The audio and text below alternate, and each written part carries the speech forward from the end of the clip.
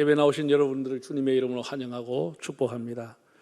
오늘 이제 성경 본문을 보면 예수님께서 세 계명을 너에게 주노니 서로 사랑하라. 이건 너무나 귀한 말씀이고, 제가 한 두어 주 이 말씀을 묵상하고 오늘 이제 여러분에게 이제 설교를 하려고 하는데, 너무나 놀라운 말씀이라 예수님이 이제 이 말씀을 하시고 십자가를 지시고 돌아가십니다. 그러니까 이 말씀은 유언격의 말씀이다, 이렇게 얘기해도 과언이 없다 생각합니다. 자, 오늘 본문 34절과 35절 함께 읽어보겠습니다. 세 계명을 너에게 주노니 서로 사랑하라. 내가 너희를 사랑한 것 같이 너희도 서로 사랑하라.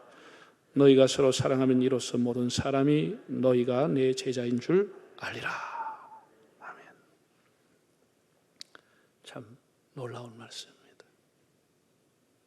지난주에 제가 등불이 꺼지지 않게 하소서라고 하는 제목으로 다윗에 대한 얘기, 별 같은 다윗, 등불 같은 다윗에 대한 말씀을 드렸습니다.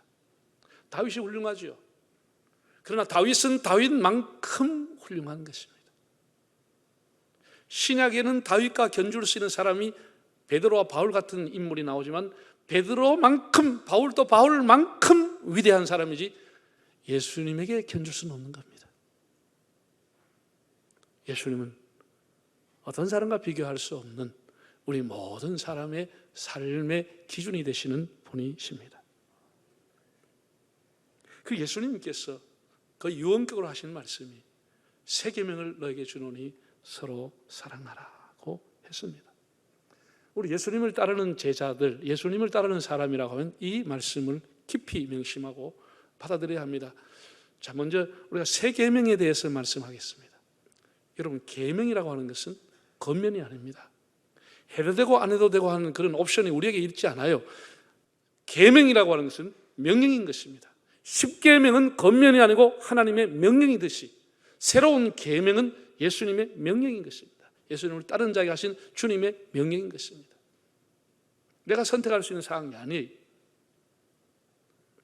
그런데 예수님께서 사랑하라고 한 이 말씀, 그동안 수천 년 동안 유대인들이 많이 들어왔고 그런 내용인데도 새로운 계명이라고 말씀을 했어요. 그 의미가 뭐냐라는 것이죠. 여러분, 구약 성경에 보시면 레위기 19장에 보면 이런 말씀이 나와요. 너의 이웃을 너 자신을 사랑하듯이 하라. 여호와의 말이니라. 이런 말씀이 있습니다. 하나님이 우리 이웃을 사랑하는데 기준이 뭐냐? 너 자신을 사랑하듯이 사랑하라고 했습니다. 사랑하라고 했습니다. 당대 유명한 철학가들도 다 사랑하라는 메시지를 던졌습니다. 그런데 생뚱맞게 예수님께서 왜 새로운 계명이라고 말씀하시느냐는 것이죠. 내용은 사랑하라는 것인데, 한 번은 한 율법사가 예수님께 나와 질문을 했죠. 예수님, 구약이 이렇게 두터운데 이 많은 말씀 중에서 가장 큰 계명이 무엇입니까? 구약의 핵심이 뭡니까? 물었습니다. 예수님 뭐라고 했죠? 이 마음을 다하고 뜻을 다하고 힘을 다하여 주 너희 하나님을 사랑하는 것이 첫 번째 가는 계명이고, 그 다음에는 너의 이웃을 네 몸처럼 사랑하는 것이다 라고 했습니다.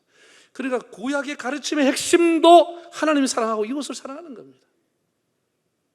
그래서 수천 년 동안 유대인들은 교육받아 왔음에도 불구하고 예수님은 다시 새로운 계명이니 사랑하라 이렇게 말했습니다. 이 의미를 우리가 한번 찾아보려고 합니다. 여러분, 구약과 신약을 대비해 보면 구약에 나오는 내용은 형식적이고 신약은 내용적입니다. 구약에 나오는 것은 결과론적인 것이고 신약은 동기론적으로 기록되어 있습니다. 구약은 행위에 대한 얘기가 한다고 하면 신약은 마음에서부터 시작하는 것이 주님의 가르침입니다. 물론 그런 의미에서 사랑하라고 하는 것도 이해할 수 있겠지만은, 예수님이 말씀하신 새로운 계명이라고 하는 것은 견본과 기준이 바뀌었다는 겁니다. 샘플이 바뀌었다는 겁니다. 전혀 다른 새로운 기준으로 사랑하라는 것입니다. 여러분, 구약에서 나오는 기준은 사랑을 하되 너의 몸처럼, 자기 자신처럼 사랑하라고 그랬습니다. 이게 기준입니다. 이것도 굉장히 실천하기 어렵습니다. 자기 자신을 사랑하듯이 이웃을 사랑할 수 있나요? 심지어 가족도 자기 몸처럼 사랑하기 어렵습니다. 가족인데도 보약 사과와 다른 바가 혼자 이렇게 먹고 있어요. 가족들이라도 자기 몸처럼 아끼고 사랑하기가 쉽지 않아요. 더구나 이웃을 그렇게 할 수 있어요? 이것도 굉장히 어려운 말씀인데 기준은 너의 몸처럼, 너의 자신처럼 사랑하라는 것입니다. 자기 자신만큼만 사랑하면 된다는 겁니다. 이게 구약에 나오는 기준이에요. 가령 내가 먹지 않고 두 끼, 세 끼를 채웠다. 그럼 얼마나 배고프겠나. 그것처럼 줄이고 배고픈 사람 만나면 네가 배고픈 것처럼 그 사람에게 먹을 것을 주라는 것이죠. 그게 자기 몸처럼 사랑하는 것이죠. 그 기준이 명확했습니다. 그런데 예수님의 새로운 계명의 기준은 이것과는 전혀 차원이 달랐습니다. 예수님이 뭐라고 했었냐? 내가 너희를 사랑한 것 같이 사랑하라고 했어요. 내가 너에게 본을 보이는 것처럼 사랑하라고 했어요. 완전히 새로운 기준입니다. 예수님이 제자들을 사랑한 것 같이 사랑하라는 새로운 기준을 제시한 거예요. 여러분, 예수님 제자들 어떻게 사랑했죠? 어떻게 사랑했습니까? 자, 13장 1절을 한번 읽어보겠습니다. 13장 1절. 유월절 전에 예수께서 자기가 세상을 떠나 아버지께로 돌아가실 때가 이른 줄 아시고 세상에는 자기 사람들을 사랑하시되 어떻게 사랑했다고요? 끝까지 사랑했다라는 거예요. 이렇게 사랑하라는 것입니다. 내가 너희를 끝까지 사랑한 것처럼 끝까지 사랑하고 살아가는 겁니다. 20년, 30년이 아니고 노년이 될 때까지가 아니라 끝까지 사랑하라는 겁니다. 끝까지. 기간이 없어요. 끝까지 사랑하라는 겁니다. 예수님은 한번 예수님을 영접한 사람을 끝까지 사랑하듯이 예수님 돌아가실 때까지 그 제자들을 끝까지 사랑하시듯이 이렇게 끝까지 사랑하고 살아라. 이게 세계명의 새로운 기준입니다. 그럼 누구를 그렇게 사랑해야 되느냐? 대상이라고 하는 것은 최후의 만찬석에 함께 음식을 나누었던 제자들입니다. 그 안에는 가룟 유다가 들어있어요. 얼마 후 예수님을 저주하며 맹세할 베드로도 들어있습니다. 예수님께서는 명확하게 이 떡을 초에 찍어서 주는 그 사람이 나를 팔리라. 가룟 유다가 자신을 배신할 줄을 알고 계셨습니다. 그러나 가룟 유다를 차별했습니까? 쫓아냈습니까? 증오했습니까? 동일하게 그 가룟 유다의 발을 씻겨주고 동일한 음식을 나누었습니다. 이렇게 하는 것처럼 하라는 것입니다.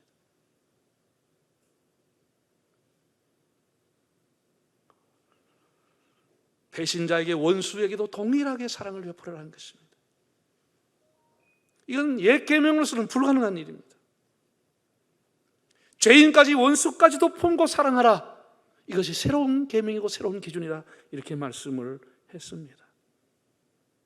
여러분, 우리가 세상을 살아가면서 사람과의 관계 어떻게 갖고 있죠? 나름대로 선을 딱 긋고 있습니다. 여기까지다. 내가 저 사람을 도와줘도 여기까지다. 자식을 사랑해도 자식에게 대해서도 여기까지다는 어느 정도의 선을 갖고 있습니다. 우리가 부부간에 사랑을 나누며 살아도 부부간에도 넘지 말아야 할 마지노선이라는 게 있습니다. 그 선을 넘어가면 사랑이 깨져버리는 것입니다. 여기까지라고 하는 선을 나름대로 다 정해놓고 살아가는 겁니다.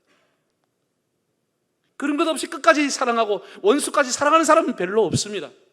그래서 어려운 겁니다. 우리는 나름대로 다 선을 갖고 있습니다. 그래서 사람들이 억울하면 뭐라고 해요? 내가 저 사람 봐라, 여기까지 용서해 줬는데 내가 얼마나 더 해야 되겠느냐? 선을 넘었다는 것이죠.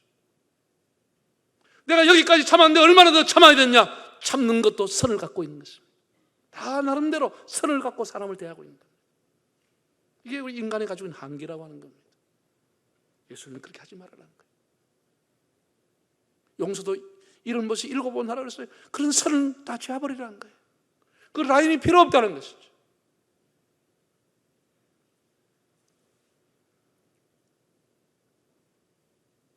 용서도 덮어주는 것도 봐주는 것도 사랑도 우리는 몇 번이다 여기까지다 한계를 갖고 있습니다.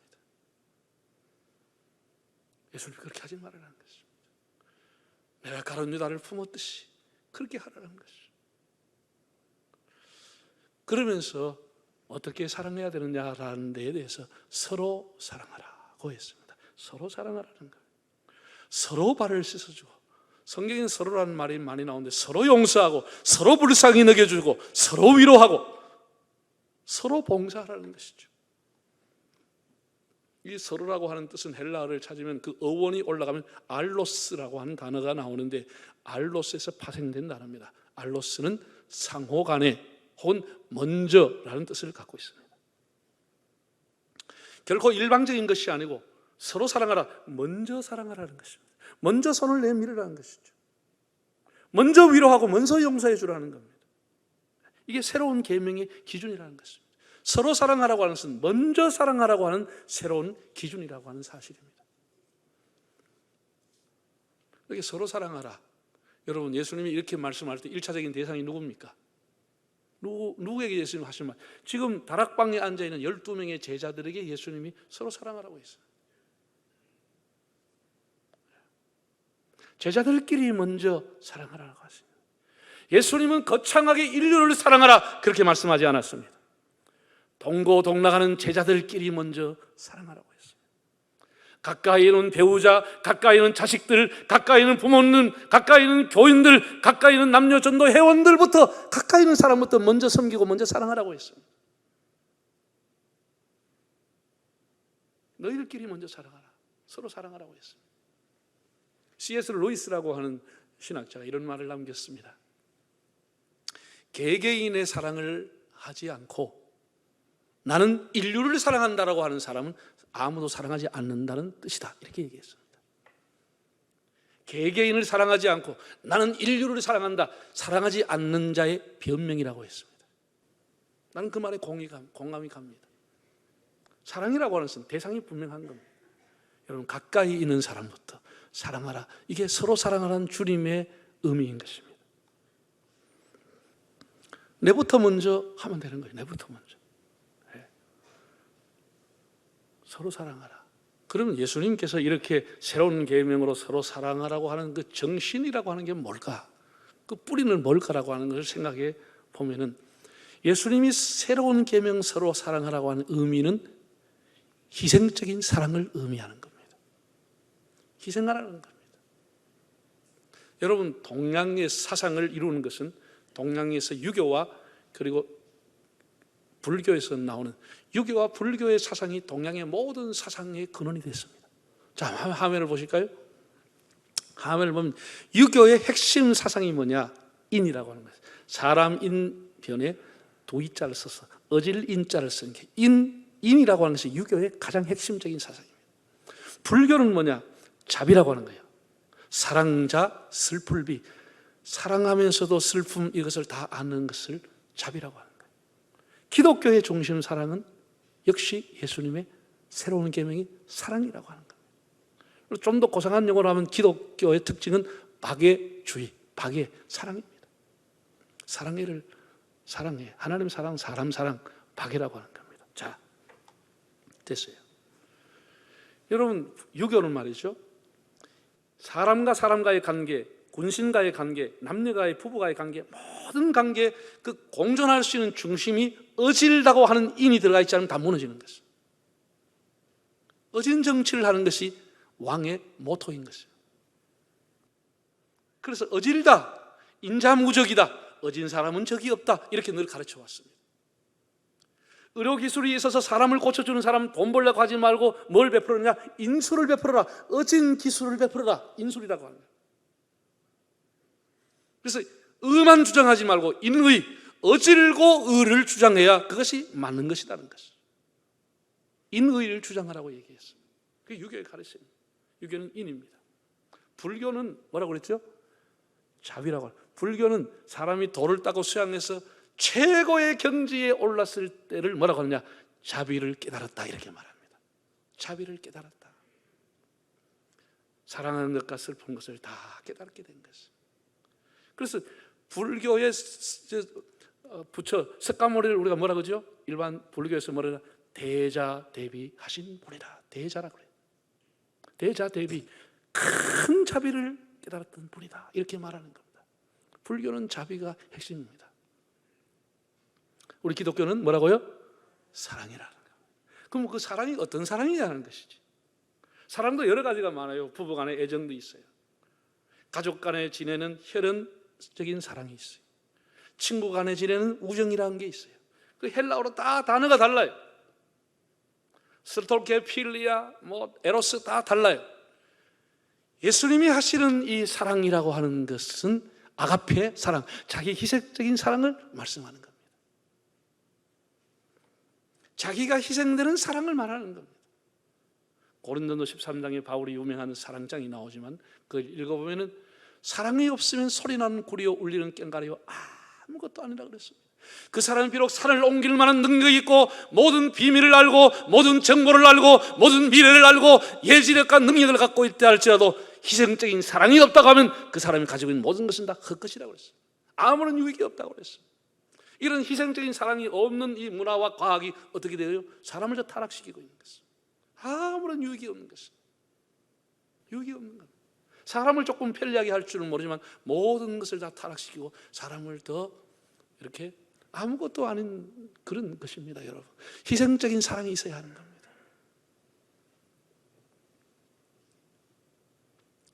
예수님의 삶은 한마디로 아가페적인 삶, 희생적인 삶을 살았습니다. 예수님은 지극히 영화로우신 하나님의 보좌를 버리고 낮고 천한 베들레헴에 왔습니다. 가난한 목수의 아들로 그리고 자랐습니다. 그런 자라면서 많은 사람들에게 복음을 전하면서 손가락질과 조롱을 받았습니다. 나사렛에서 뭔 선한 것이 나겠냐? 공부 얼마나 했냐? 뭔 학교를 나오느냐? 무슨 재산이 있다고? 제 아버지가 뭐 하느냐? 이런 조롱을 받고 자랐습니다. 예수님은 눈물도 흘렸다고 그랬습니다. 나사로의 무덤에 가서 통분히 여기시고 눈물 흘리시고 예루살렘 성이 파괴될 미래를 보시고 애통해하며 눈물을 흘렸습니다. 잠도 못 주무시고 음식 먹을 겨를도 없이 주님은 살았다고 성경은 기록하고 있습니다. 예수님이 십자가에서 얼마나 많은 고난을 받았습니까? 많은 채찍과 창에 찔림을 받고 침뱉음과 가시관을 쓰고 고난을 받았습니다. 예수님의 삶은 십자가의 삶이라고 하는 것은 희생적인 사랑의 삶이었다, 이렇게 결론할 수가 있습니다. 세계명의 정신은 뭐냐? 자기 희생이라고 하는 것입니다. 자기 희생. 희생이 없는 사랑은 사랑이 아니다라는 겁니다. 예수님은 우리에게 그냥 참고해라, 좋거든 따라와라, 그것이 아니고 새로운 계명으로 명령을 주신 것인데 희생적인 사랑을 하라, 이렇게 말씀을 주신 것입니다. 세계 선교의 역사, 우리 한국 기독교의 역사라고 하는 것은 자기 희생한 사람의 바탕 위에서 이 역사가 이어져 왔는 것입니다. 자기를 희생하지 않고 어떻게 선교의 역사가 이어가겠습니까? 그들의 헌신과 그들의 희생과 수고에 의해서 교회가 세워지고 기독교의 역사가 도도히 흘러가게 된 것입니다. 주석가들의 주석을 보면 요한복음에서만 사랑하라고 하는 단어가 56번이 나온다는 겁니다. 그 중에서도 본장인 13장부터 마지막 21장까지가 44번 집중적으로 사랑하라는 말씀이 기록됐다고 했습니다. 우리가 마지막 27장에도 보면 예수님께서 네가 나를 사랑하느냐? 계속 사랑하느냐? 예, 제가 주님을 사랑합니다. 답변이 나오잖아요. 44번이나 예수님의 십자가의 고난과 부활을 전해서 44번에 집중적으로 예수님은 사랑하라고 교훈했습니다. 왜 그렇게 했을까요? 왜 그렇게 했을까요? 예수님을 잃어버리고 방황할 공동체, 핍박을 받고 흩어질 제자들, 그 충격과 핍박으로 제자의 공동체가 무너질 수도 있었습니다. 예수님은 그 혹된 시련과 고난을 이길 수 있는 것은 사랑밖에 없다고 하는 것을 주지시켜 준 것입니다. 사랑만이 고난과 핍박과 환난을 이길 수가 있다. 서로 사랑하고 자기 몸을 내놓고 희생적으로 사랑하게 되는 것이 이것만이 너희의 공동체가 살아날 수 있는 길이라고 가르쳐 주신 것입니다. 그래서 초대교회는 사랑의 공동체였습니다. 카타콤의 공동체는 사랑의 공동체였습니다. 서로가 희생하는 사랑의 공동체였습니다. 오늘 본문의 내용을 다시 한번 34절과 35절을 읽어보겠습니다. 새 계명을 너희에게 주노니 서로 사랑하라. 내가 너희를 사랑한 것 같이 너희도 서로 사랑하라. 너희가 서로 사랑하면 이로써 모든 사람이 너희가 누구인 줄 알아요? 내 제자인 줄 알게 되리라.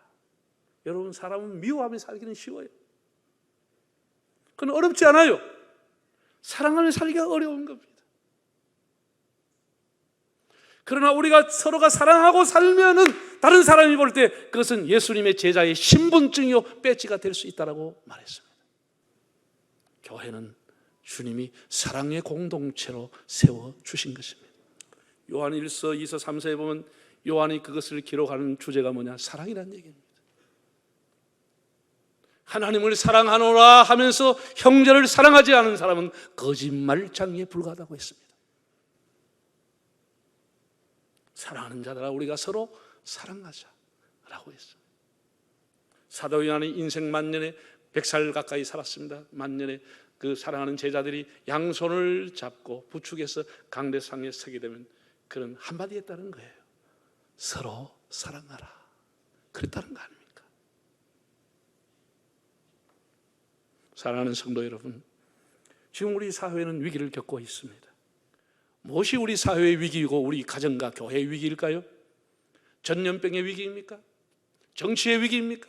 경제의 위기일까요? 사랑이 실종된 시대를 우리가 살아가고 있는 겁니다. 서로를 향한 분노와 증오만 있지 사랑이 상실된 사회를 살기 때문에 교회도 가정도 사회도 다 위기 속에 살아가고 있는 겁니다. 자기를 사랑하는 사랑애가 아니라 이와 같이 사랑하라고 샘플을 보여주신 끝없이 사랑하라는 주님의 사랑, 한없이 용서하라고 하는 주님의 사랑, 자기를 희생하신 아가페적인 사랑, 이런 사랑을 하기를 주님은 명하고 계십니다.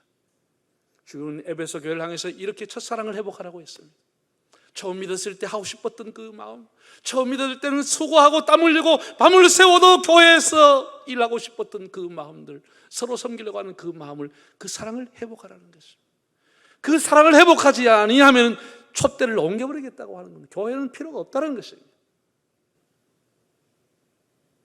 교회는 사랑의 공동체가 되어야 합니다. 제가 좋은 글이 있어서 이 글을 제가 여러 목사님에게 나눠드리고 오늘 여러분들에게 말씀을 드리겠습니다. 음식이라고 하는 것은 시간이 가면은 다 부패하게 되어 있습니다. 반면에 시간이 가도 부패되지 않고 발효되는 음식도 있습니다. 사람도 마찬가지입니다. 시간이 가면서 부패해 가는 인간이 있는가 하면 시간이 갈수록 익어가는 사람이 있습니다. 발효하는 사람이 있습니다. 우리는 부패한 것을 썩었다고 말합니다. 그건 시공장에 던지는 겁니다. 발효된 음식은 익었다고 말하는 것이죠. 부패한 것은 변질된 것을 의미하고 발효된 것은 변화되었다고 말할 수 있는 겁니다. 여러분이 여러분의 생애를 부패하고 썩어진 인생으로 살아갈는지, 시간이 갈수록 더 유익하고 더 익어가고 더 발효가 되는 그런 성숙한 삶을 살아가고 있을지 여러분의 사랑의 실천에 있다고 봅니다. 예수님은 첫 계명, 큰 계명, 새로운 계명으로 너희가 서로 사랑하라고 했습니다. 이거는 저의 가르침이 아니고 주님의 명령입니다. 내가 너희를 사랑하는 것 같이 나를 본받아. 끝까지 주님 불러가실 때까지 나를 싫어하는 사람들까지 먼저 손을 내밀어서 교회를 사랑의 공동체, 주님의 제자의 공동체로 만들어가는 여러분의 삶이 되시기를 바랍니다.